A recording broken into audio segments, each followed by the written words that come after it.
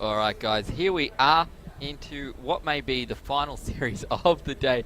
NXZ was like, oh, we're starting? Yeah, he wasn't sure that that he was ready to go. But here we are nevertheless, and we are going to see once again, there we go, that is a little bit louder, we should be good. Fenner, our gold Zerg player down in the bottom, up against NXZ. Obviously we've seen these guys already today, Alpha, and now they're coming back in this final series to see who's going to take out the victory. Yeah, so as soon as the list of players came out the other day, people started saying that this is what the grand finals was going to be, and as we see here, it is right, that Fenner and NXZ. Now, NXZ has been around in the Brisbane scene for quite some time, at least most of last year at the very least, and he's definitely one of the ones who always get a top 1 or 2 finish. He is only, I think, 16 or 17 years old, so he's actually won a decent amount of money from these tournaments for his age. Now, Fenner has only just recently moved up from New South Wales, so he's new to the Brisbane scene, but I'm sure we'll be seeing a whole lot of him in the next couple of lands to come. So NXZ going for a 10 pool here. This is what he used recently, I think, to... did he not beat Fenner in the last game with a 10 pool, and he's gone and done it again? Is it the same build? He's still looking at 10? Pretty much the exact same, with Fenner also going for the hatchery first. It's like to remember that they are doing the same maps, well, at least this one is the same map that they did last time, so a bit more metagaming can go into this, thinking of what your opponent did last time and then trying to counter it. But this should give NXZ a good opportunity to do a lot of damage, as we saw in that last game of their last set. Yeah, so this is exactly the same. So 10 pull into... if we look at Fenner's position of the Overlord, it's not going to spot these Zerglings either. It's not, nope. So he's not going to have any knowledge of this until he reaches the spawning pool, which is still some time. Okay, well, he sees the gas, so he knows at least some sort of speed openings coming. He doesn't see the Banelings, but he does see the gas mining, so he, knowing what NXZ did to him last time, he could be thinking the same thing's coming. Which he would be correct in assuming that one. You see, the spawning pool has not even finished here for Fenner, so he's going to be in a little bit of trouble. To be fair, he was in an awful lot of trouble last time around, so that is to be expected once again. He's going to get in here. There's no queen coming out there, morphing. A lot of Banelings. Yeah, really choosing to go for that number of Banelings, so he's relying on the rest of the Zerglings to catch up and hoping that these Banelings get really good connections. We did see Fenner had some really nice micro against the Banelings last time. There were a lot that didn't quite hit as much as he wanted, but... Now this is going to be really bad. Bam, bam, bam. Ladies and gentlemen, I think that's going to be the end of this one. One more Baneling left, just trying to make the most of it. We'll pick up a few. Circling should be able to clean up the rest, and I think that's going to be the there are some spines making, but there are only 3 workers at this point, so even if they do connect, NXZ is just so far ahead. And yeah, there we have it, the GG. So really nice build choice from NXZ to take game number 1.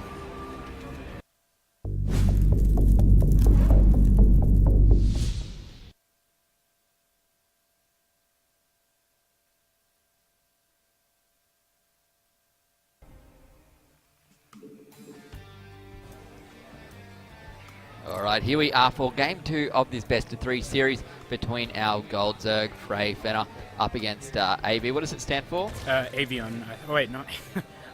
Aviation. I can't even think of it now. I know it. Oh, I feel bad because I can't think of what the Aviators. That's not what they're called. But it's NXZ, and he is... Aviator, I think. There we go. Just 1 win away from potentially victory here this evening. If he does win this match, that will be the end of it. And we're going to be lucky enough to hear the joy that is someone on the microphone for the entirety of this game. Nevertheless, we'll see what these guys are going to pull out here, both at 10-10. We'll see, is it going to be another 10 pull from NXZ? He's pulled them off twice now in the last 2 games between he and Fenner, and both times he has come out with victory. Not this time. This might, so far, look like a normal game. Yeah, so far both just droning up, so we'll have to see if anyone's going to go for the hatch first or if they're going to chuck down their pool towards 14 for that bit of a safer build. There is a fairly large distance between the 2 bases on this map, so I have to... It's looking like both will go for a hatch first at the moment. Yeah, so both players looking to set up for a hatch first, so getting past any sort of 1 base play at the very least. good to see if we can try and get into some mid-game ZVZ here now. The popular thing going into mid-game at the moment, so we still have the usual sorts of Ling, Baneling, and then Roaches in the early game, but if the players can survive through that, in Heart of the Swarm, the very dominant unit is Mutalisk, due to the high regen, the high speed, and most importantly, because of the Infestor's nerf on their Fungal. So Mutalisk are the strongest mid-game at the moment in ZVZ, so if the players can survive through the early game, I'm actually excited to see some Mutalisk versus Mutalisk. Muta versus Muta. I'm just happy when they're not up against me. So I do struggle against Mutalisk. So we have a look here at our production tab. These guys are on pretty much the exact same build. Everything's almost like within seconds of each other. Yeah, definitely within seconds. Yeah. Even the workers and everything, so... even the Overlord positioning both are in the same spot. Absolutely. Just mirrored from each other, so... It's funny. That's a laugh. So we'll see where these builds are going to diverge and what they're going to go for. It'd be interesting to see builds follow this out that are actually exactly the same later on down the track and see who can macro and micro better perhaps. But I suppose things will change up sooner rather than later. And remembering Fenner's games from earlier on this evening, he was going for a lot of that speed Ling aggression, both Ling Baneling and then doing the Jerry build in that second game. While NXZ was doing a bit more variety, they did the Ling Bane in the first game, Roaches in the second game, and then going for that Baneling 10 pull in the third game. So why is it called a Jerry build? I think it's the name of the person who first did it. Who decided they just want to build lots of Lings. Yeah, the whole idea being hiding all your Zerglings in the base so your opponent doesn't realize how many you have until they charge for. But so here we have Fenner pitting down his Baneliness and NXZ doing the same. Both Baneling nests being put down in the natural. If you see there's a small gap between the Baneling nest and the hatchery. It's a really nice position to put a queen in. Really cuts down the surface area that Zerglings can surround it. And both players doing similar sorts of positions, getting ready to slightly wall up and just cut down in the surface area that Zerglings can get around that area. So the only real difference at the moment, Evolution Chamber even going to go down for NXZ up the back of his base, whilst Fenner has got this Spine Crawler down in the front of his natural here. So just starting to change things up a little bit, but really no real difference so far. Both of them at about 36, 37 supply. And the Evolution Chamber just about to pop here for Fenner even, not for NXZ. So there we have the lair has started. So both players playing really defensively here with at the moment. They get the small little sim cities at the natural. They're getting Baneliness, but just to have a couple Banelings on defense, not offense.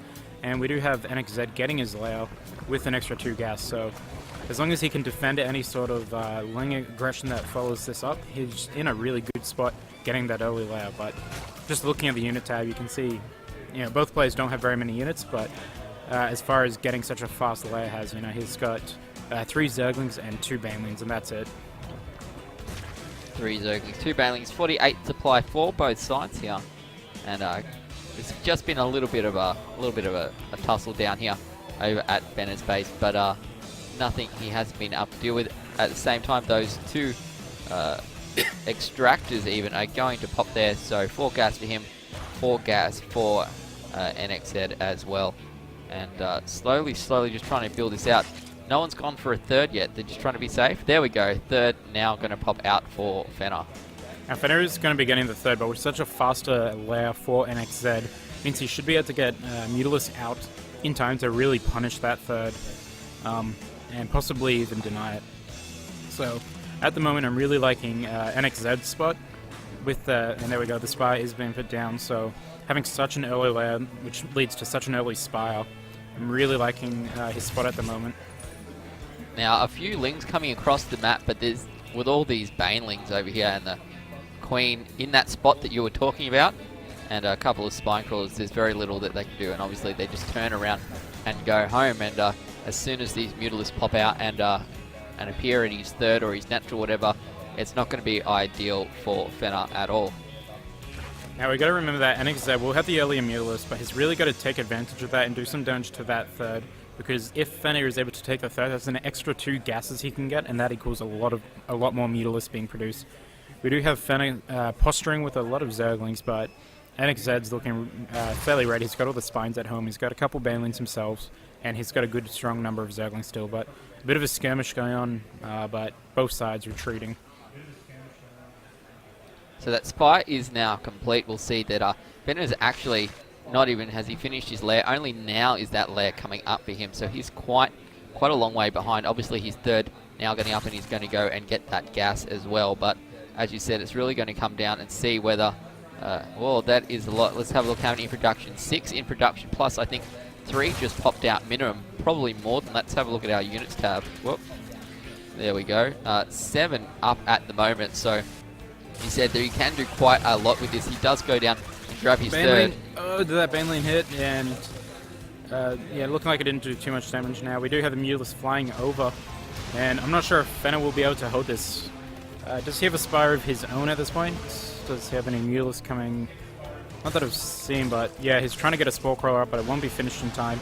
And he does have Queens, but they won't be able to travel that far without any creep spread. So that third should be going down right now. So NXZ's really early lair paying off quite well for him.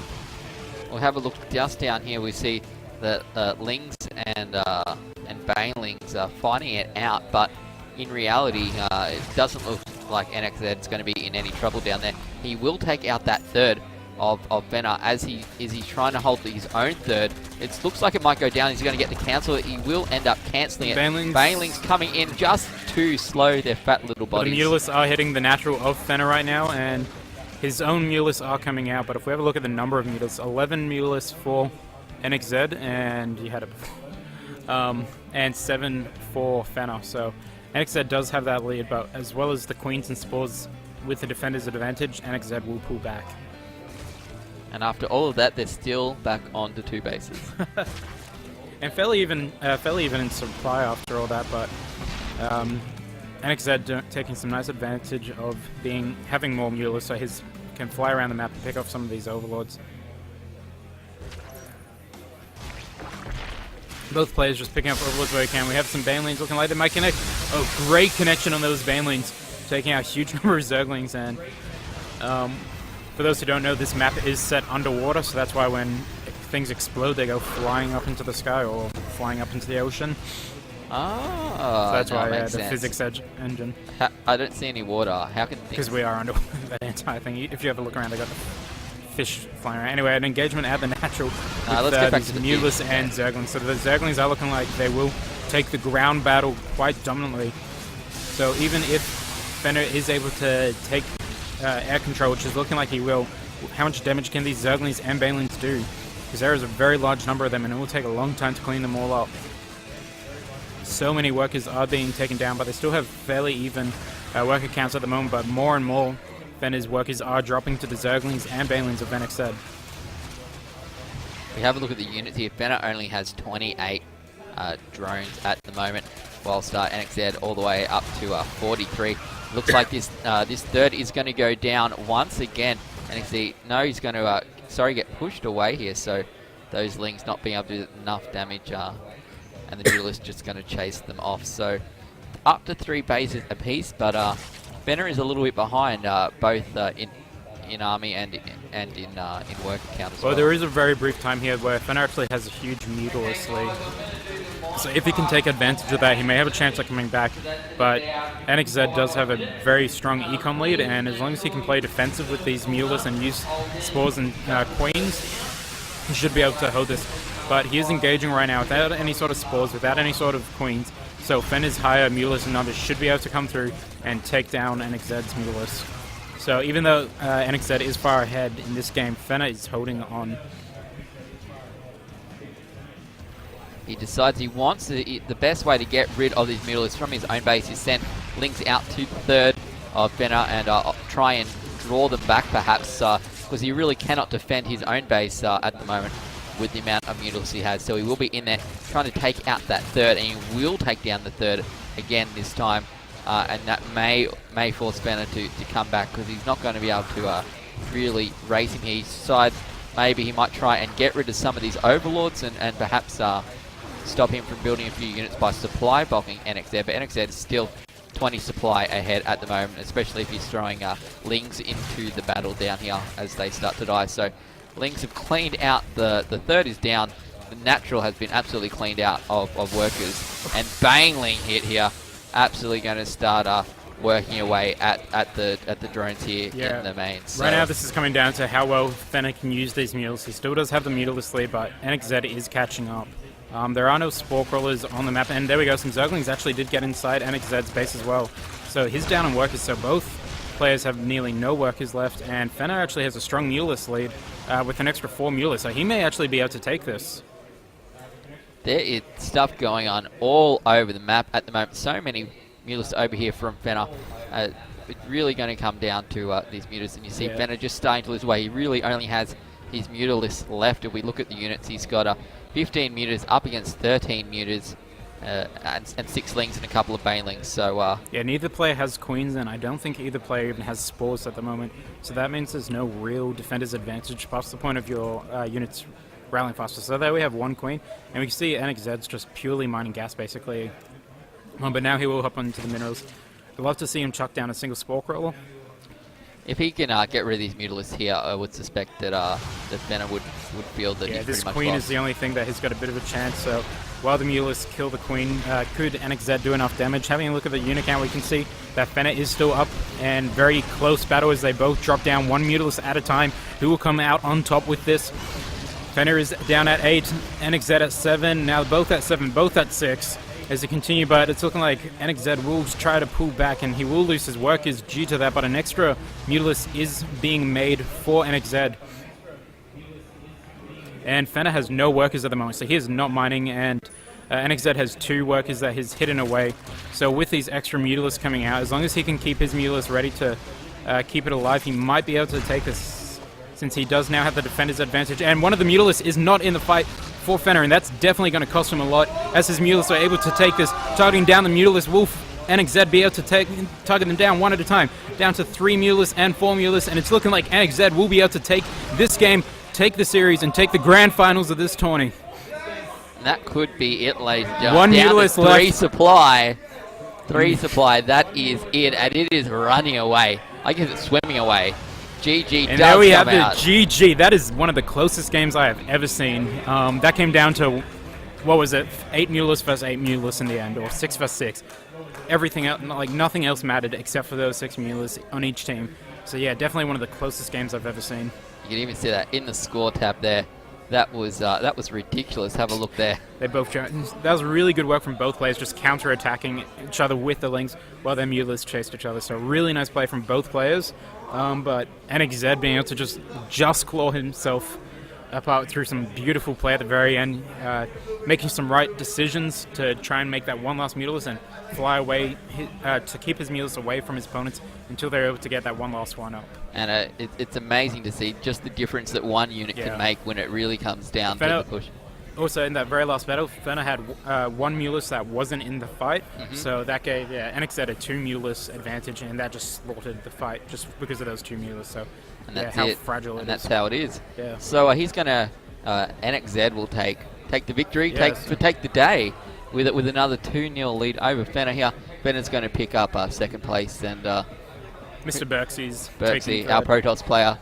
So nice work out. Thanks for your help with the shoutcasting today. And, great work to you doing it all day. So cheers. Get tiring. Yeah, well, probably see the guys again out at ACL, I believe. Yeah, well, LAN Smash is next Sunday. Yep. So anyone in Brisbane, that's usually held at the ANZ Stadium. So when you say next Sunday, you mean Sunday, which is like the 6th the 6th of April. So yep. And then the week after that is ACL on the Saturday. Okay. So big week in Brisbane. And that's going to be big huge, couple weeks in Brisbane. Yes, definitely. Awesome. Everyone should, at the very least, come to spectate ACL. But it is the Australian National Circuit, so the biggest tournament in Australia. At the very least, spectate. But the more that play, the better. They even have a bar here, so that should be good. Yeah. Yeah. Anyway, thanks Alpha. Thanks for the help, and we might see you around later. Cheers, man.